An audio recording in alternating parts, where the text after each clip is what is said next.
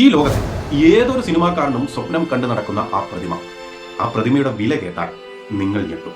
കോടികൾ വിലമതിക്കുന്ന ഈ അവാർഡിന്റെ മാർക്കറ്റ് വാല്യൂ വെറും $1 മാത്രം. അതായത് നമ്മുടെ വെറും 85 രൂപ.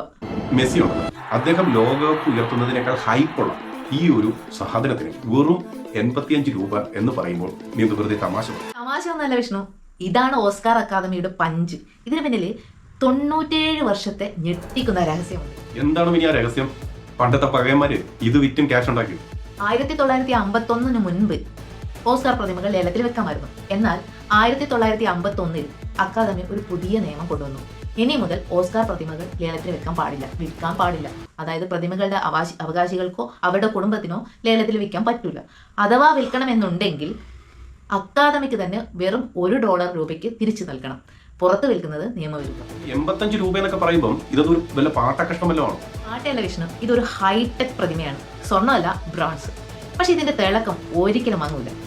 ഇതിൽ 24 കാരറ്റ് ഗോൾഡ് പ്ലേറ്റിംഗ് ആണ് ചെയ്യുന്നത്. വെറും പ്ലേറ്റിംഗ് അല്ല, നാസ തങ്ങളുടെ ഉപഗ്രഹങ്ങൾക്ക് വേണ്ടി ഉപയോഗിച്ചിരിക്കുന്ന എപ്നർ ടെക്നോളജി എന്ന് പറയുന്ന പ്രോസസ്സ് ഉണ്ടല്ലോ, അതാണ് ഇവിടെ ഉപയോഗിച്ചിരിക്കുന്നത്. അതുകൊണ്ട് തന്നെയാണ് 19ാം നൂറ്റാണ്ടിലെ പ്രതിമ പോലും ഇന്നും പുത്തം പോലെ ഇരിക്കുന്നത്. അപ്പൊ അതിന്റെ നിർമ്മാണ ചെലവോ? ഒരു പ്രതിമ ഉണ്ടാക്കാൻ അക്കാദമിക്ക് ഏകദേശം 50,000 രൂപയോളം വരും. പക്ഷേ നിയമം വരുമ്പോൾ അതിന്റെ വില ഏകദേശം 85 രൂപ. വെറും 85. അതായത് ആ പ്രതിമയല്ല, ആ പേരാണ് ബ്രാൻഡ്.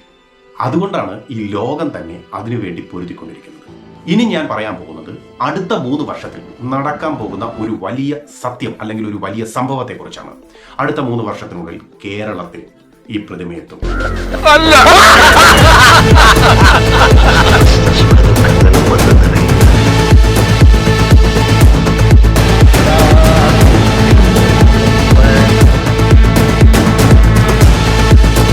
അതെങ്ങനെയാണെന്ന് അതിന്റെ ആദ്യ സൂചനയാണ് മമ്മൂക്കയുടെ ഭ്രമയുഗം ഓസ്കാർ മ്യൂസിയത്തിൽ പ്രദർശിപ്പിക്കാൻ പോകുന്നത്.